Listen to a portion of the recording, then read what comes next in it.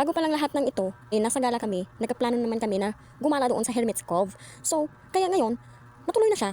So, morning kaming bumabiyahe nito dahil para maaga kami dumating doon. So, kita nyo yan, nagpa-fog talaga siya dahil 6 a.m. pa lang yan. Kaya naabutan namin 6 a.m. kasi yung motor ng isa naming kasama is laging natatanggal yung kadena. So, lagi kaming putol-putol ng pag-drive. So, ayan, naabutan namin na mainit-init na konti hanggang sa nakarating kami doon sa Pinamungahan. I mean, Alugensan. So, mainit na siya. Malapit na kami dumating dito. Ipapakita ko sa inyo kung ano ang view at ang ganda talaga niya. Grabe. Pangalawa na namin balik dito. Kasama kami kasi para na kaming kasama sa mga rides nila dahil palagi kaming kuyog baboy.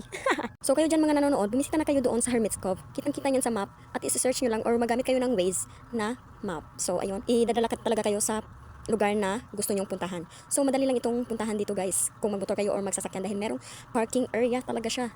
So malaki yung parking area niya. At ayun, bumaba na kami sa hagdan dahil maliligo na kami at magre-ready na. Grabe itong mga kuruma na to.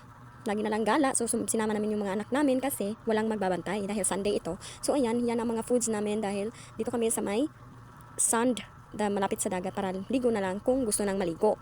Naliligo lang pala kami dito at hanggang 12 lang kami kasi gusto na naming umuwi.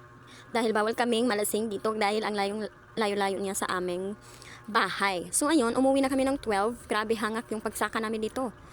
Ang kutas niya guys dahil ang taas-taas ng hagdan. So ayan, fresh na ang lahat at pauwi na kami. Sa hindi pa nakauwi is nagplano na naman na magtiwas kami doon sa balay sa akong kuya guys. So dito nagtiwas lang to na gabi, may alas 10 sa gabi. So see you on my next mini vlog. Bye bye.